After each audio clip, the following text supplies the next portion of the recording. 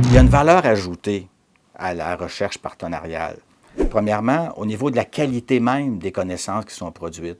Le fait qu'on puisse croiser des savoirs, croiser des expertises, des points de vue sur les phénomènes à l'étude, sur les pratiques à l'étude, point de vue, oui, de la recherche, interdisciplinaire idéalement, mais surtout croiser des savoirs qui viennent des praticiens, des intervenants, des personnes qui vivent les situations auprès desquelles, des communautés elles-mêmes.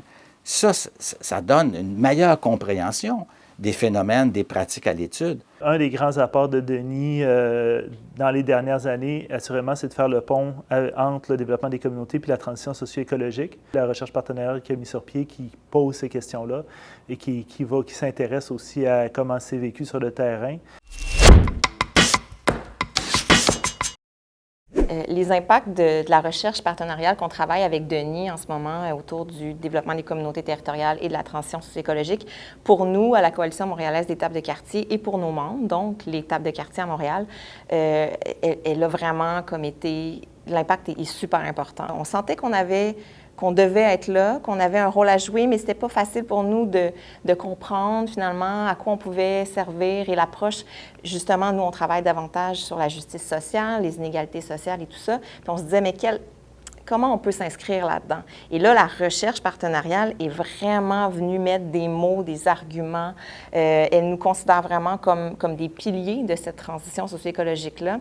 Donc, la recherche partenariale, pour moi, c'est la voie qui permet de donner du sens à la recherche universitaire dans nos domaines, sciences sociales, sciences humaines.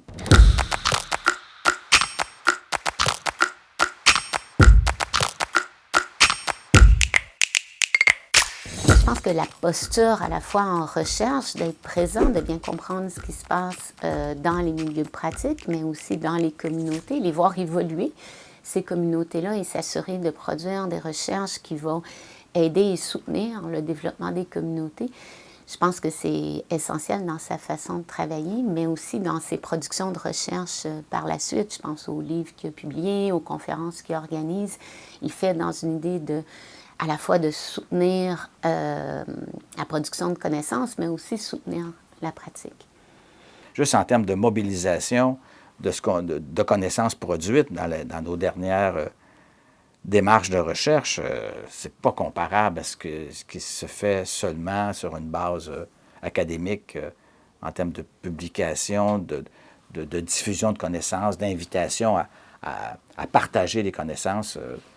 Donc, c'est la voie de l'avenir, quant à moi, là, dans notre domaine. Comme chercheur aussi, je trouve qu'il est inspirant parce qu'encore là, il y a une proximité. Autant quand tu es étudiant, tu as l'impression que tous les gens que tu lis, c'est des sommités auxquelles tu ne pourras jamais avoir accès.